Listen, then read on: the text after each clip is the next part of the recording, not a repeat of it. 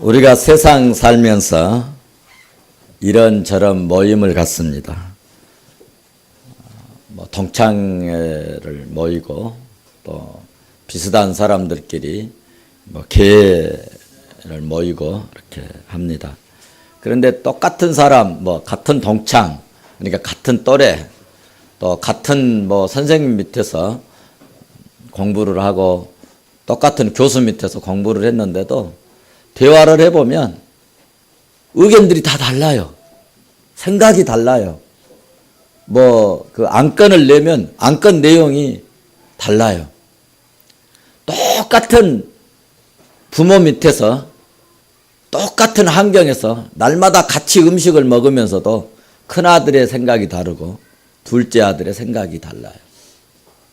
그리고 어른들과 아이들의 생각은요, 하늘과 땅 차이입니다. 하물며 전능하신 하나님과 우리의 생각의 차원이 얼마나 다르겠습니까? 지혜의 왕 되신 하나님의 생각과 우리들의 이 부족하고 연약한 인생의 생각의 차이가 얼마나 크겠습니까?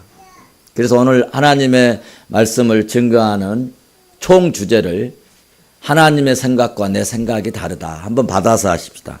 하나님의 생각과 내 생각이 다르다.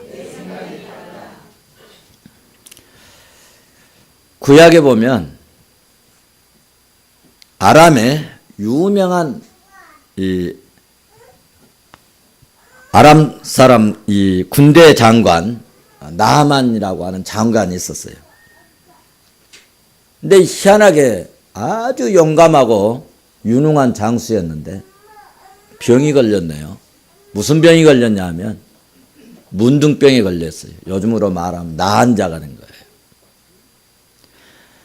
온몸에 이 문둥병이 퍼져가지고 더 이상 장관직을 유지할 수 없게 되었습니다. 당시에 문둥병은 하늘의 저주다. 저주받은 병이다. 천벌을 받은 병이다 라고 믿었기 때문에 같이 살 수가 없습니다. 분리, 요즘으로 말하면 격리시키는 것입니다. 그런데 그 집에 이스라엘에서 잡아온 이 포로 아이가 하나 있었어요. 아주 작은 아이, 우리 유진이만 할까? 그런 아이가 이스라엘에서 잡혀가지고 그 집에서 심부름해주는 그런 아이가 있었습니다. 그래서 이제 자기의 그 집안의 어르신이고 국가의 군대 장관이고 그런 분이 이제 문둥병 걸려가지고 밖으로 격리되게 되니까 아이가 얘기를 하는 거야. 그 사모님에게 우리나라에 유명한 선지자님이 계신다. 그 선지자에게 가서 한번 기도만 받아버리면 우리 대장님은, 우리 주인님은 깨끗이 나을 것이라고. 그러니까는 이 어린아이의 말을 듣고 이제 그러면 그 선지자가 누구냐 물어서 갑니다. 그 선지자가 엘리야 선지자였습니다.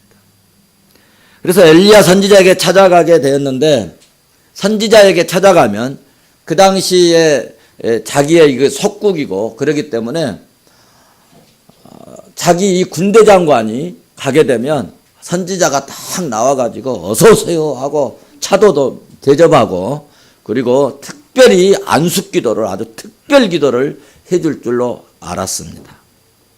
그런데 딱 갔는데 문 두들겨가지고 자기 종이 우리 아람에서 군대 장관님이 오셨습니다. 그러니까는 들어오란 말도 않고 알았어.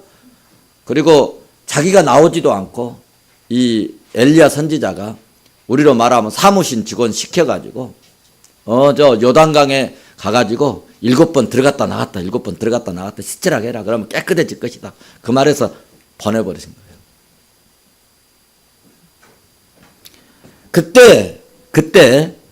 그때 나만 장군이 한 말이 있습니다. 뭐라고 했냐면 열왕기하 5장 11절의 말씀을 보면 나만이 노하여 물러가며 이르되 내 생각에는 제가 강조하는 내용입니다. 내 생각에는 그가 내게로 나와서 그의 하나님 여호와의 이름을 부르고 그의 손으로 내 이 한부에 손을 흔들어 가지고 나병을 고칠까 하였더라 하고 성질을 내갖고 지금 갑니다. 그러면서 화가 나가지고 자기 지금 모시고 왔던 종들에게 야! 우리나라에 말이야 저 다메섹강 또 아바마나와 이 바르발 강 요단강보다 훨씬 좋지 않냐? 내가 거기 가서 물로 씻으면 차라리 깨끗하게 되지 않겠느냐 하면서 몸을 휙 돌려가지고 분노해가지고 죽어봐라 이놈의 새끼들 아주 없애버릴 거야. 이런 마음을 품고 지금 떠나게 됩니다. 사랑하는 성도 여러분, 하나님의 생각과 내 생각이 다르고 내 생각과 선지자의 생각 차이는 너무나도 다른 것을 잘 보여주는 장면입니다. 만약에 여러분 나만 장군이 자기 생각대로 분노하고 가버렸으면 문둥병으로 그는 끝내 저주받아 죽었을 것입니다. 그런데 내 생각을 돌이키게 하는 종들이 있었다는 것입니다. 할렐루야. 내 생각을 돌이키게 하는 종들이 있어서 엘리사 선지자에게 그렇게 말을 했습니다. 선지자가 시키는 대로 물에 가서 죽으라고 한 것도 아니고 그 물에 가서 씻으면 깨끗하게 된다고 하니까 일단 한번 해보십시다. 그래갖고 안 되면 그때 박살을 내든지 죽여버리든지 쓸어버리든지 마음대로 하시면 될 거 아닙니까? 그러니 일단 가보십시다. 그래서 그래? 그 말을 듣고 요단강에 가서 이제 14절을 보면 하나님의 이 사람의 말대로 순종하여 보자고 설득시켜 가서 그래서 나만 장군이 엘리야 선지자의 말대로 요단강에 가서 7번 들어갔다 나갔다 했습니다. 참 기가 막히겠죠. 그런데 7번째 들어갔다 나오는 순간에 그의 살이 어린아이같이 그의 몸이 어린아이 살같이 회복되어 깨끗하게 되었더라. 할렐루야. 사랑하는 성도 여러분, 우리도 내 생각을 접고 하나님의 말씀에 따라 살고 성령이 이끄는 대로 성령이 인도하시는 대로 살면 반드시 복되고 형통함이 있을 줄로 나는 믿습니다. 여러분, 기독교는요 말씀의 종교입니다. 순종하면 기적 같은 일이 일어납니다. 하나님께서 건너가라 하면 강이 가로막혀 있어도 내가 그 강을 말씀대로 가면 그 강이 쪼개져서 축복의 길, 은혜의 길, 약속의 땅으로 갈 수 있는 길이 열려져 버린다. 할렐루야. 사도행전은 여러분 인간적인 깨와 무력으로 하나님 나라를 가로막고 차단하고 거부하고 복음을 거부하고 인간의 온갖 방법과 생각으로 그리스도를 가로막고 거부하고 마침내는 그 구원의 주로 오셨던 예수 그리스도를 십자가에 못 박아서 아예 죽여버렸지만 인간의 생각대로 이 그리스도가 가지고 오신 하나님의 나라, 이 그리스도의 복음의 사역이 끝난 것이 아닙니다. 오히려 그 인간의 생각들에 대하여 뒤집어져 버리고 하나님의 뜻으로 하나님 나라를 이루는 일에 역전시키는 신비하고 놀라운 성령의 충만한 역사들의 기록으로 가득 차 있습니다. 오늘 본문 말씀도 사람의 짧은 생각과 하나님의 오묘하신 뜻이 전혀 다르다는 점을 보여주고 있는 현장을 우리가 지금 보고 있는 것입니다. 사도 베드로는 자기가 상상 못할 하나님의 이 역사에 깜짝 놀라서 자기의 생각을 접고 이제는 내가 하나님의 말씀에 전적으로 순종해야겠다고 작심하고 결단하는 모습을 사도행전 10장 11절에서 볼 수가 있습니다. 전에는 이 베드로의 생각에 이방인은 하나님이 절대로 구원해 주시지 않고 하나님이 받아 주시지도 않는다고 생각을 했습니다. 그런데 생각이 달라졌어요. 사도행전 10장 34절에서 35절을 여러분 봐보십시오. 멋있는 말을 합니다. 하나님은 사람을 예모로 취하지 아니하시고 각 나라 중 다시 말해서 어떤 나라의 사람들이든 무엇을 하나님을 경외하며 의를 행하는 사람은, 다시 말해서 믿음으로 사는 사람들은 하나님이 받아주신 줄 깨달았노라. 깨달았어요. 우리 생각하고 전혀 다르구나.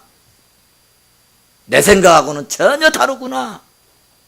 무슨 말이냐면 하나님은 사람의 예모를 보지 아니하시고, 즉 이방인이라 할지라도 하나님을 경외하고 하나님의 말씀을 붙들고 믿음으로 의를 행하는 사람들에게는 하나님이 다 받아주신다고 하는 것을 깨달았다는 것입니다.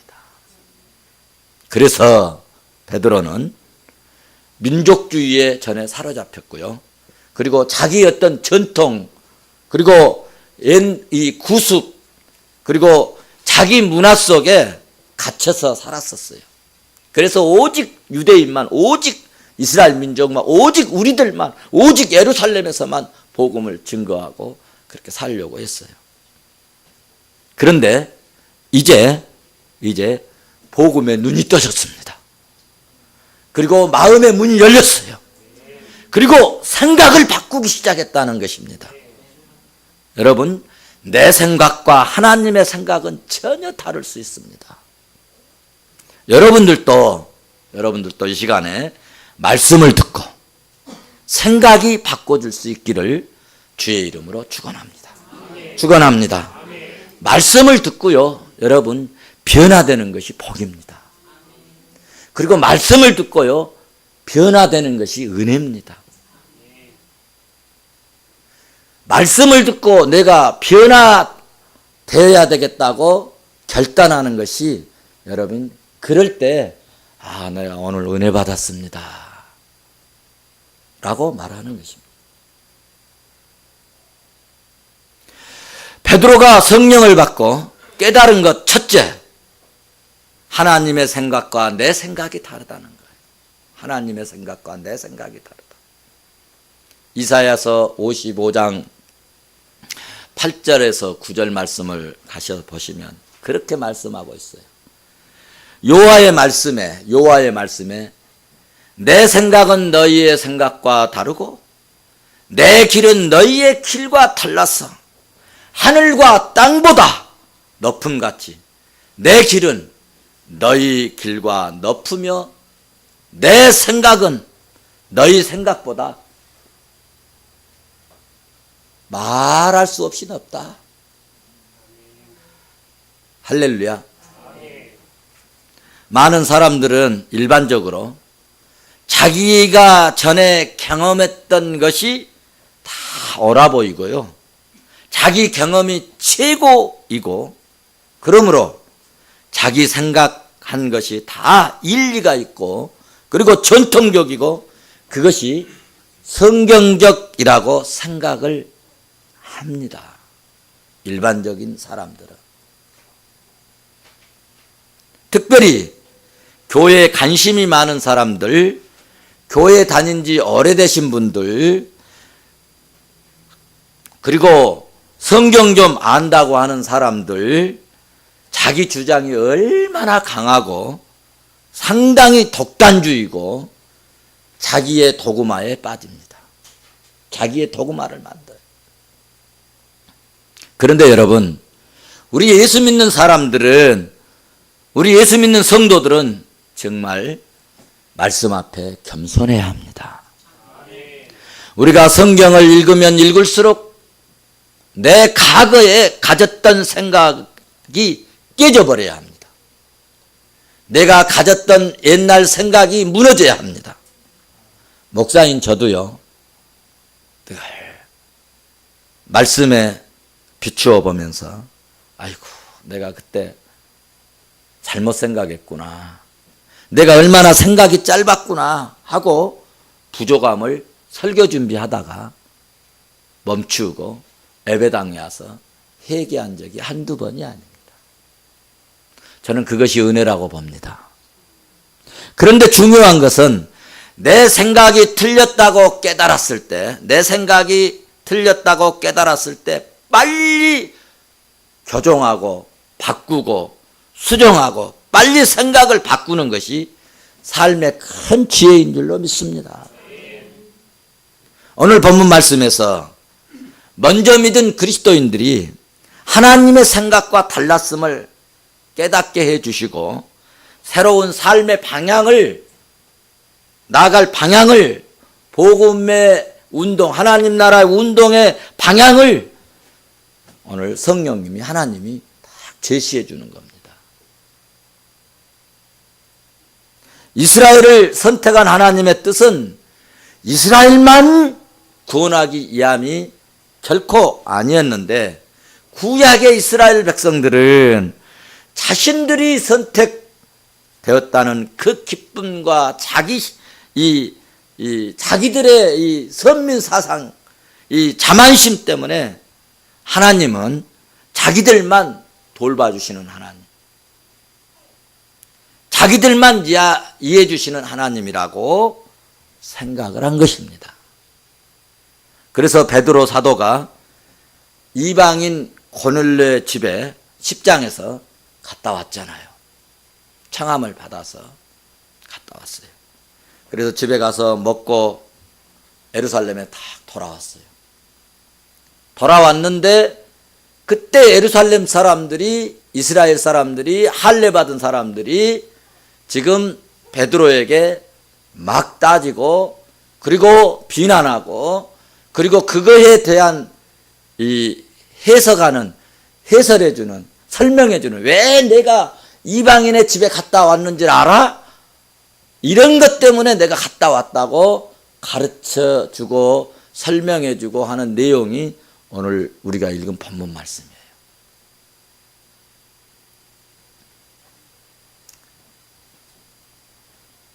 그래서 베드로 사도가 이방인 집에, 고넬료 집에 갔다 오니까 2절을 보시면 이제 한번 알 수가 있는데, 같이 한번 보시겠습니다. 2절 같이 보십니다. 시작. 하나님의 말씀을 베드로가 시작. 베드로가 예루살렘에 올라갔을 때 할례자들이 비난하여, 비난했죠. 그리고 3절 봐보세요. 이르되 네가 무할례자의 집에 들어가 함께 먹었다니. 사도가 돼갖고, 제자가 돼가지고, 지금 할례 받은 사람들은 다 이스라엘 백성들이에요. 당신 말이야 지금 어디 갔다 왔어? 이방인의 집에 갔다 왔지 않냐. 그리고 막 비난을 하는 거예요. 감히 수석 사도한테 말이야. 수석 제자한테, 수제자한테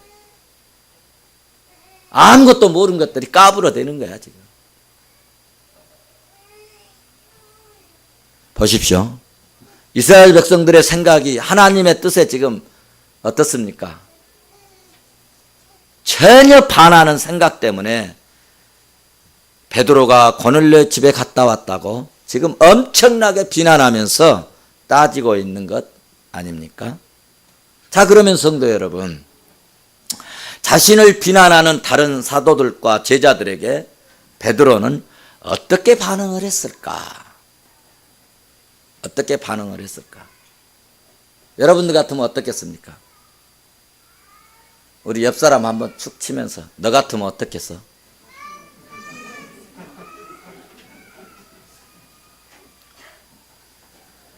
사절 말씀을 보시면 베드로가 그들에게 어떻게 대했는가를 잘 보여주고 있는데, 베드로가 그들에게 이 일을 차례차례 성기를 내면서 성기를 안 내면서 설명을 해주고 있는 것입니다. 베드로는 화를 내거나 그리고 조급해하지 않고 자기가 겪었던 사실, 자기가 경험했던 사실, 자기가 체험했던 사실, 자기가 환상을 보았던 사실, 고넬료의 집에 가서 성령이 역사하시고 어쩌면 나에게 보여주시는 환상과 그에게 보여주신 환상이 똑같았던 것, 그리고 성령님이 어떻게 나에게 말씀했는가를 잘 설명을 차근차근 해주는 것입니다. 차근차근.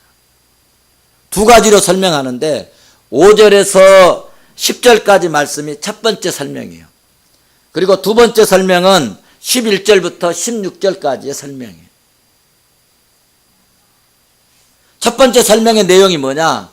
환상을 보았던 것에 관한 이야기예요. 종호에 기도하러 갔는데 말이야, 갑자기 비몽사몽간에 내가 환상을 봤다. 그런데 그 환상에 뭐가 나타나느냐면 보자기 같은 그릇이 탁 내려오는데 그 보자기 안에 말이야 불길한 짐승들이 가득 차 있더라는 거야. 그때 희한한 것이 다 내려왔네 하고 있는데 그때 성령님이 음성을 들려줬다. 음성을 들려주는데 우리가 율법으로는 도무지 먹을 수 없고 율법으로 그만 이 불결한 음식들을 나보다 다 잡아먹으라 하더라. 그래서 8절에 자기는 그것도 입에 한 번도 넣어보지도 않았습니다. 맛보지도 않았습니다. 그러니 나는 이거 먹을 수 없습니다. 하나님, 나는 속되고 불결한 음식 말씀대로 율법대로 내게 입에 넣은 적이 없다고 하니까 그때 또 하나님이 말씀을 하시는데, 하나님이 깨끗하게 하신 것을 어찌하여 네가 속되다고 하냐, 속되다 말아라, 이런 말씀을 3번씩이나 해주더라, 이런 이야기입니다.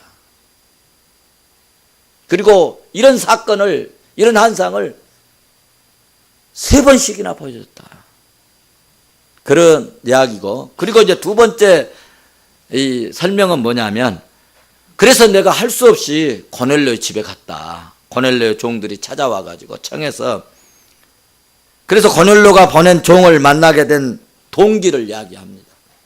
만났을 때 성령님이 역사하시고 하나님께서 내게 어떻게 할 것인가를 다 말씀해 주시는데 어떻게 내가 안 해줄 수가 없었다. 또 고넬료의 집에 갔었는데 성령이 어떻게 강하게 역사하셨는지에 대해서 대충 설명을 이렇게 하면서 체험한 은혜를 다 이야기를 하고 오늘 우리로 말하면 간증을 해줬습니다. 그러면서 베드로가 주님께서 했던 말씀이 생각났다는 거예요. 그러면서. 그럼 그 생각나는 말씀이 뭐냐 하면, 무슨 말씀이 생각나느냐 하면 16절에 그 말씀을 기록하고 있어요. 생각난 말씀을. 16절 같이 한번 보실까요? 시작. 내가 주의 말씀에 요한은 물로 세례를 베푸었으나 너희는 성령으로 세례를 받으라 하신 것이 생각났노라.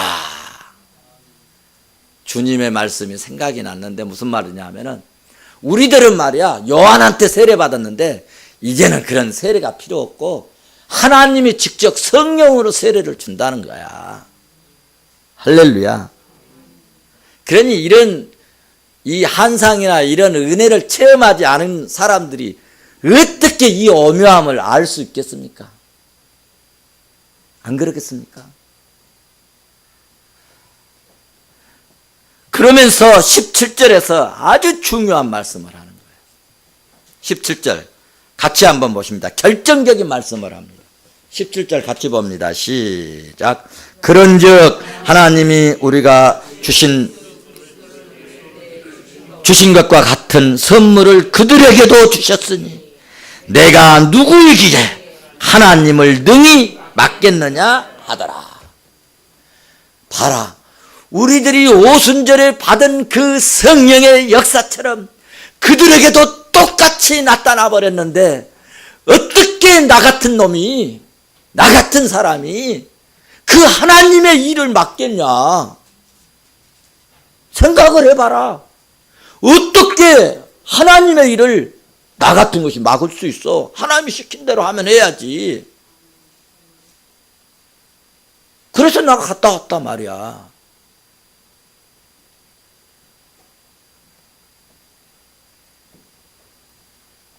베드로의 말은 내가 당신들에게 또 다른 사람들에게라도 미움을 받고, 내가 아무리 당신들에게 비난을 받고 당신들에게 배척을 당할지라도 버림을 받을지라도 하나님께서 행하신 일을 결코 나는 중단할 수 없다. 이런 이야기입니다. 이런 이야기. 제가 동감합니다. 목회를 하면서도 가끔 이런 일을 조금씩 비슷한 일들을 조금씩 경험할 때가 있어요. 근데 제가 하나님의 일이라고 여러분 제가 연초에 목회 계획을 여러분들에게 프린팅해서 나눠드립니다. 그냥 간단하게 한 게 아니에요. 3개월 전부터 나름대로 기도하고 정리해서 나눠드립니다. 이 일은요, 가능하면 그대로 진행하려고 합니다. 믿습니까? 여러분들이 어떨 때, 이거 목사님 이건 좀 바꾸면 안 되겠어요? 그래도 이것은 하나님의 일이다. 하나님이 나에게 은혜 주시고 내가 기도할 때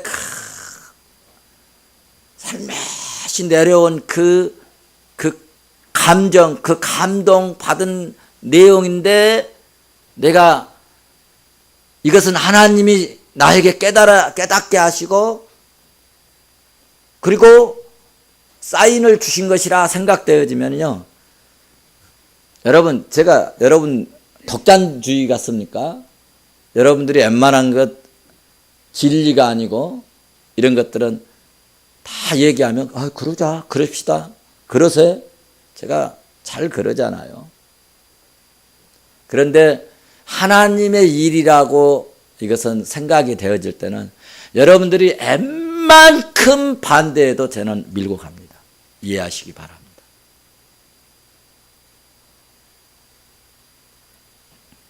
여러분들이 조금 반대한다고 하나님의 일을 제가 중단하려면 목회 생활을 그만해야 됩니다. 그것은 이제 그때부터는 싹군입니다. 싹군. 저는 싹군 되기는 싫습니다. 그렇습니다. 성도 여러분, 하나님의 일은 그 어떤 힘이나 권력으로도 막을 수 없습니다.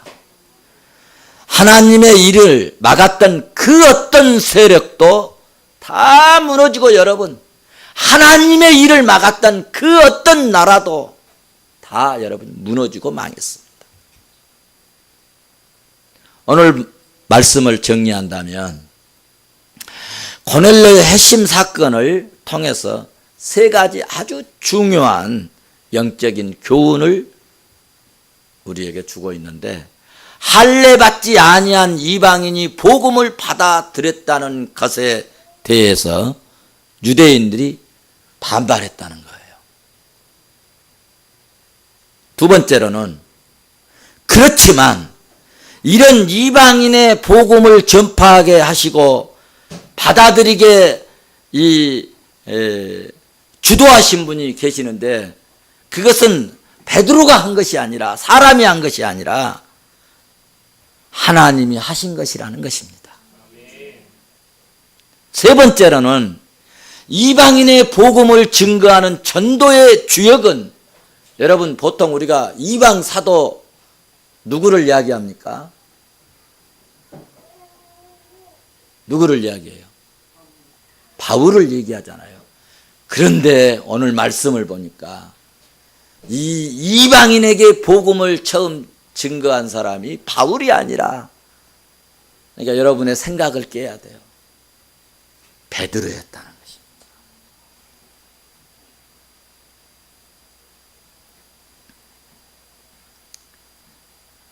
그 다음에 이 전도의 주역이 우리는 바울이 아니고 베드로였다는 것이고, 이 세 가지 교훈을 통해서 예수 안에서 유대인과 이방인의 구별이 무의미해져 버렸다. 그동안에는 이방인, 상종도 안 하는, 여러분 이방인을 얼마나 유대인들이 싫어했으면, 그 이방인의 땅을 지나가면은요, 예를 들어서 하루면 가. 그런데 이방인의 그 땅으로 지내 안 가려고 한 달을 돌아가. 정신 빠진 사람들이잖아요.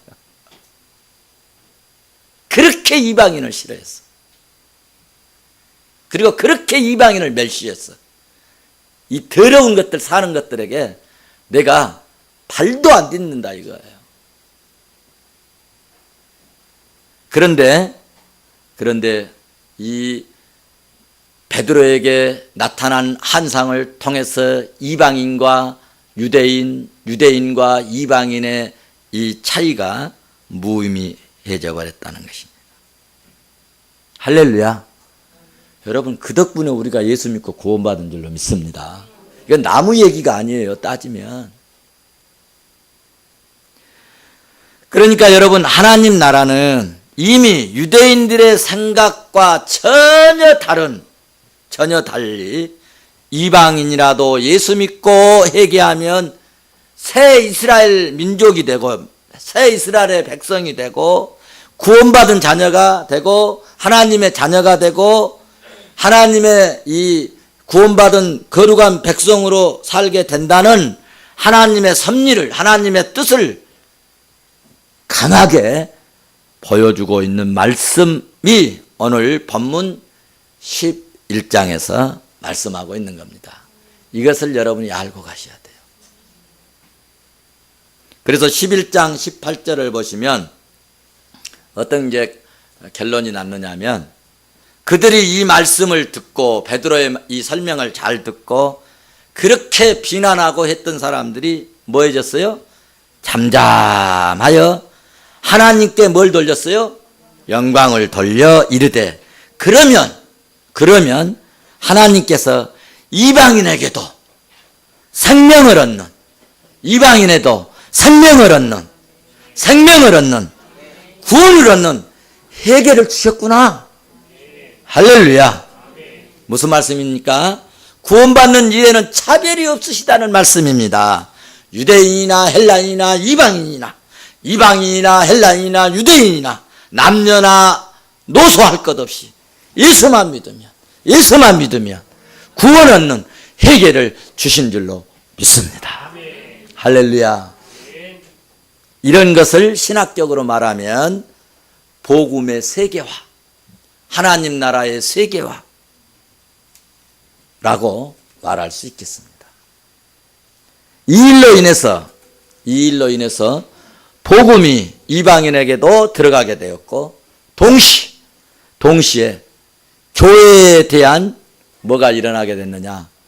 말할 수 없는 핍박이 일어나게 되어지고, 교회에 대한 핍박을 더욱더 심화되고, 그리고 드디어 헤로당 시대에 순교자가, 사도가 순교하는 일이 일어났는데, 요한의 형제 야고보가 죽임을 당하고, 그리고 베드로 사도가 잡혀가서 감옥에 투옥되고, 이때 예루살렘에 있는 교회 성도들이, 사도들이 죽고 사도가 잡혀가고 감옥 가고 감옥에 투옥되니까 교회에 모여가지고 기도를 했습니다. 교회에 모여서 뭐라고 기도했겠습니까?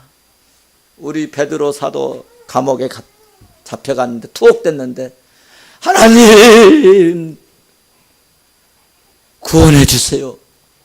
살려주세요. 출감되게 해주세요. 기도했지 않겠습니까? 아이고 시원하다 그랬겠습니까? 그 기도가 얼마나 간절했는지 하늘에서 천사가 직접 내려와 버렸어요.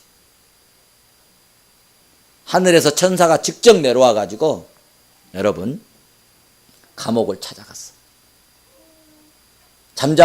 지쳐서 잠자고 있는 베드로를 한 방 쳐가지고 일어나라. 잠자고 있냐? 그리고 베드로를 끌고, 딱 감옥문 나가면 문이 자동문으로, 우리도 자동문이잖아. 자동문 내가 얼마나 하고 싶었는지 뭐. 그냥 내가 한 게 아니야. 자동문 앞에 탁 선 것처럼 촥. 교회는 자동문이어야 돼. 나는 나중에 교회를 건축하면 모든 문을 자동문으로 만들 거야. 교육관도 자동문. 여러분 자동문값 다 헌금하셔야 돼. 교회는 자동문이어야 돼. 검사하고 검색대 있고 필요 없어. 자동문. 그래서 가면은 착 열리는 거야. 저 밑에 세 번째 다 막아졌는데도 가면은 천사하고 탁 가면은 착 열리는 거야. 가면은 착 열리는 거야. 얼마나 기분이 좋았겠어. 나도 그렇게 하신다면은 오늘이라도 한번 잡혀가고 싶어. 그리고 갔다 와서 성도 여러분, 자동문에 대해서 아십니까? 하나님의 역사는 자동문입니다 하고 설교하고 얼마나 좋겠어. 근데 누가 아직 잡아가지를 안 하니까. 그래서 하나님의 신비한 기적의 역사로 이 추록이 되었어요. 감옥에서 나왔습니다. 이 일로 인해 가지고 헤롯의 권세는 완전히 그 권능이 무력해져 버리고 하나님의 초자연적인 역사가 일어나서 정말 이제 복음이 세계로 열려지기 시작합니다. 이런 사건을 통해서 가르쳐주는 영적 교훈이 있는데, 여러분 복음의 전파나 하나님의 일이나 또 여러분 하나님 나라의 일이나 주님의 일이나 그 어떤 이 내용에도 거룩한 이 하나님의 일에는 그 어떤 힘으로 또 방해할 수 없다는 사실을 가르쳐주고 있다는 거예요.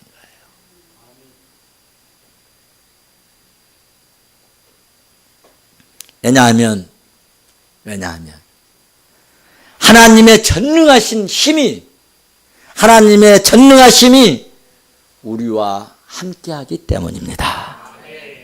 여러분, 우리 주님이 마지막 하늘로 가시면서 우리에게 주신 말씀을 기억합시다. 베드로가 주님이 주신 말씀을 기억했다 한 것처럼 우리도 말씀을 기억했으면 좋겠어요. 그 말씀이 무슨 말씀이냐? 마지막으로 하신 말씀이 중요합니다.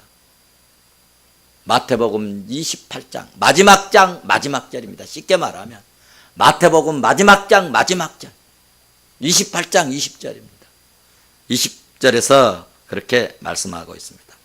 내가 너희에게 분부한 모든 것을 가르쳐서 지키게 하라.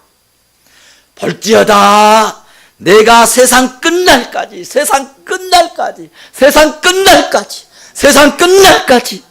너희와 함께 하리라.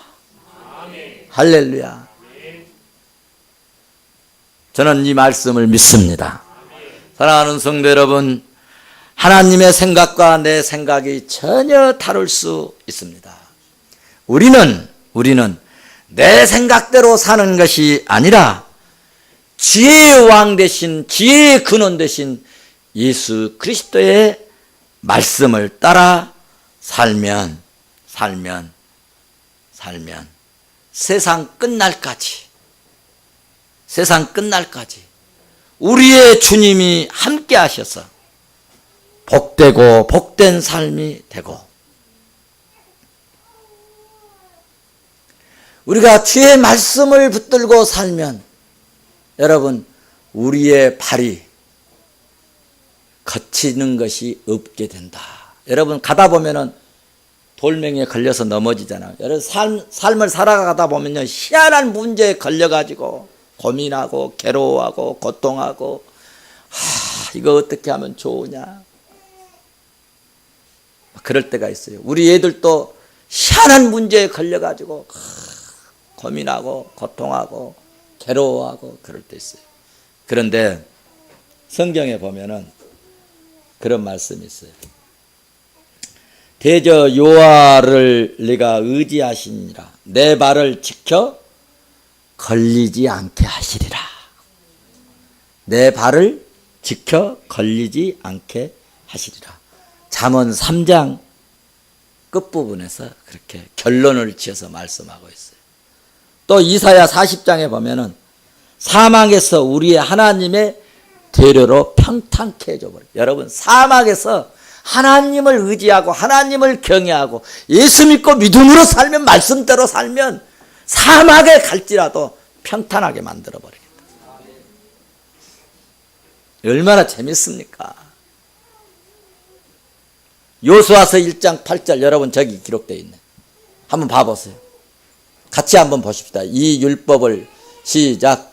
이 율법을 내 입에서 떠나지 말게 하여 주야로 그것을 묵상하여 그 안에 기록된 대로 지켜 행하라. 그리하면 내 길이 평탄하게 될 것이니 내가 형통하리라. 아멘.